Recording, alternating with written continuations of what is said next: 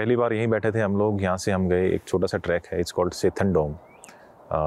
2-2.5 घंटे का हाइकिंग है। हमने शुरुआत की, 3-4 मेरे दोस्त घूमने आए थे, तो उनको मैं लेके गया कि चलो कुछ एक अलग एंगल से ट्रैवलिंग करते हैं, कुछ नया इंट्रोड्यूस करते हैं आपकी लाइफ में, मेरी लाइफ में भी। And initial half an hour में सब लोग थोड़ा सा हिचकते हैं, बट इवेंचुअली स्टार्ट कर लेते हैं लोग साफ़ सफाई करना, और वो एक सेंस ऑफ प्राइड डेवलप हो जाता है। लेकिन हर साल हिमालय की यात्रा पर आने वाले लाखों टूरिस्ट ऐसा नहीं करते। वो अक्सर साफ पानी के पास समतल जगह पर कैंप लगा लेते हैं और सीधे नदियों में अपनी गंदगी बहा आते हैं। ये नदियां स्थानीय जैव विविधता के लिए बहुत जरूरी हैं और स्थानीय समुदायों के लिए भी काफी अहम। लेकिन इन दिनों नदियां कचरा और प्रदूषण हो रही हैं।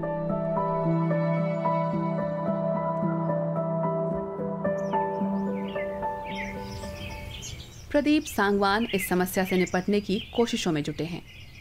उनका संगठन हीलिंग हिमालयाज इलाके में लोगों को सैर पर ले जाता है और इस दौरान कचरा भी उठाया जाता है। दशकों से यहाँ रह रहे लोगों से बात करने के बाद उन्हें इस काम की प्रेरणा मिली।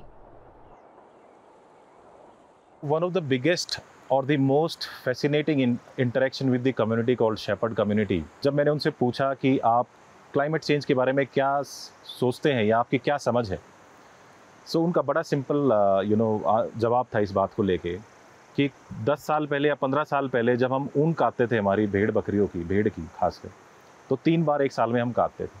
अब वो सिर्फ 1 बार रह गई है, क्योंकि घास की जो न्यूट्रिशन वैल्यू डाउन हो गई है, कम हो गई है, जस्ट बिकॉज ऑफ स्नोफॉल कम हो गया है। We have lots of heavy words to explain climate change, but for them it was very simple, directly related to their livelihoods. Pradeep की कोशिश है कि हिमालय में आने वाले सैलानियों और यहाँ के स्थानीय लोगों के व्यवहार को बदला जाए। यहाँ पर्यटन उद्योग सस्टेनेबल नहीं है। वो सफाई अभियानों से आगे बढ़कर लोगों को बताना चाहते हैं कि कचरे को जला देने की बजाय उसे रिसाइकिल करना क्यों जरूरी है। हमारे वॉलंटियर के साथ हम कोशिश करते हैं कि लोकल समुदाय के लोग भी जुड़े, और सस्टेनेबल डायरेक्शन में अगर हमने जाना है तो उनके बिना कभी भी सस्टेनेबिलिटी अचीव नहीं कर सकते। और इस प्रोसेस में जो मटेरियल हम कलेक्ट करते हैं, जो लोग उस पर मेहनत करते हैं ऑन अ डेली बेसिस, उनका रेवेन्यू जनरेट हो। हमारी कोशिश रहती है कि लोकल समुदाय के किसी एक इंडिविजुअल को हम ट्रेन करें ताकि लाइवलीहुड भी जनरेट हो थ्रू दीज एमआरएफ्स। चेतराम जैसे स्थानीय लोग हीलिंग हिमालयाज की कोशिशों में मदद कर रहे हैं। शुरू में चेतराम सिर्फ अपने गांव की सफाई करना चाहते थे, लेकिन अब कचरे की छटाई और रिसाइकलिंग का काम देखते हैं। इसका मतलब ज्यादातर कूड़ा कचरा घरों में नहीं जाता है। प्रदीप नियमित रूप से पड़ोसी गांवों के स्कूली बच्चों से मिलते हैं।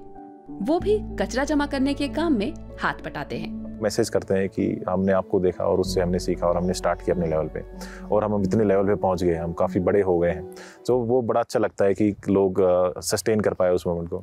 सोशल मीडिया का इस्तेमाल तरीके से किया हमने कि काम को शोकेस करें और इस तरीके से करें कि उसमें लोग जुड़े, और तब वहाँ से हमें वॉलंटियर्स मिलने स्टार्ट हुए।